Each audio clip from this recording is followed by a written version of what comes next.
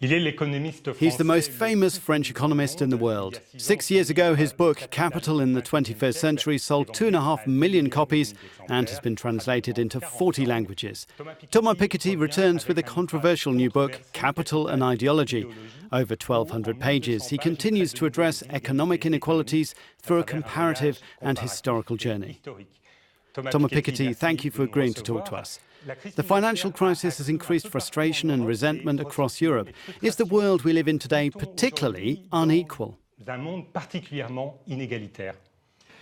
We live in a world characterized by great disillusionment, where a fair economy is a possibility, an economic system that allows for a better distribution of wealth.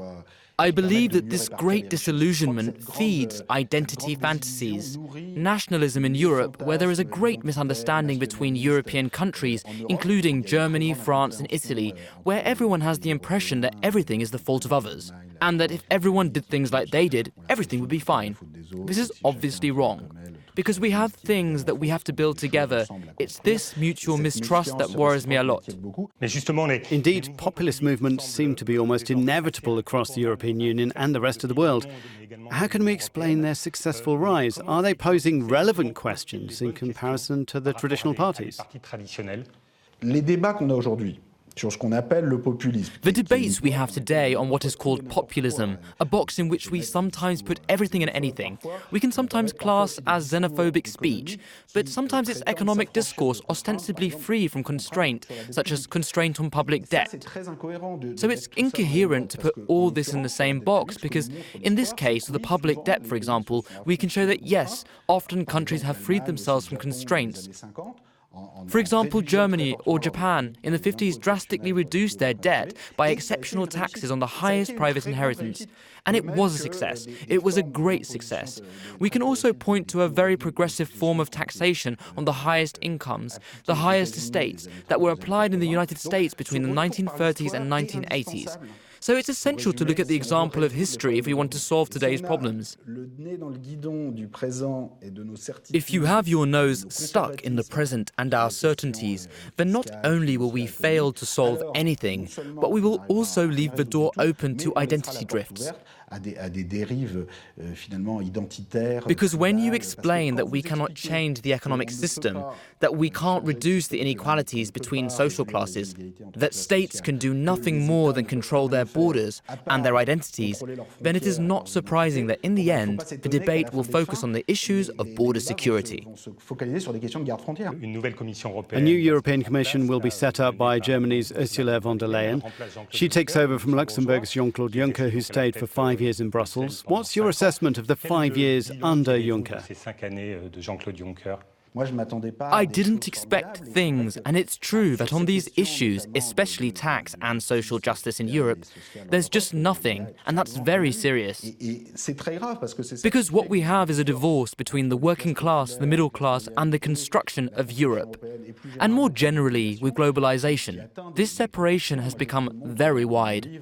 I showed this in my book. I examined the voting structure around the European Union. Take the Brexit vote. Only the 30% most favoured in terms of income, education and heritage voted to stay in the European Union. The other 70% voted mainly to leave. You take the vote on the referendum on the Maastricht Treaty in 1992 in France. You have the same thing. You take the vote on the European Constitutional Treaty of 2005. You have the same thing. So when you have that in a quarter of a century in two countries considered very different in their attitudes towards Europe, I think we have to ask questions. So can we expect 5 more years of the same? No, because I always trust collective intelligence. I don't think we have to wait for the next financial or political crises or the next Brexit-type referendum before acting. We can't wait until 28 countries of the EU become 27 and maybe 26 and 25. We can't wait until all this crumbles. Do you think that Brexit could be a kind of Pandora's box that could suddenly lead to other European Union exits despite the current difficulties? I think that to imagine that Brexit is solely the responsibility of the British and the narrow nationalism of the British would be a huge mistake. Brexit also reflects a European model that didn't work, especially in the aftermath of the 2008 crisis. You know, in 2012, 2013, when the euro area had fallen back into recession, while the rest of the world stood up, and the United States had already emerged from the crisis of 2008, well, all that played into how the United Kingdom viewed the European Union, as a place that it didn't want to be in. It was in this context that the referendum project developed. Just as it was in this context that the referendum in Catalonia developed to get out of Spain. So we must move away from consistently saying, all this is a misunderstanding, the middle and working class will eventually understand. Another thing I see and hear gaining ground in France nowadays is that the popular classes are described as incurable nationalists, incurable racists. Besides, they've been voting for the National Rally or the National Front, so we don't care. We, the privileged, decide policy because we know what's good. This is what I see happening in France today, and it's an attitude that is setting us up for terrible developments in the future. We've got to get away from that. If the traditional centre-left and centre-right parties don't respond to the popular classes, is it the end of the European Union as we know it today? It's either the end of the EU with serial exits or a takeover of the European Union by xenophobic and racist forces, which is already happening.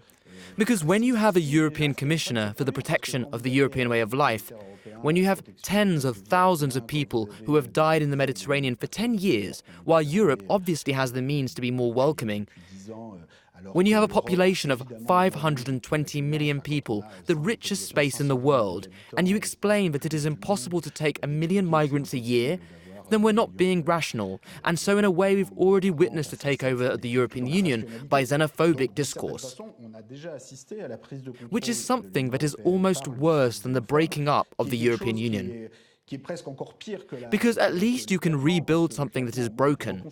I wouldn't like to have to choose between the two options, so let's be positive. I'm more interested in finding solutions than worrying about what's not working.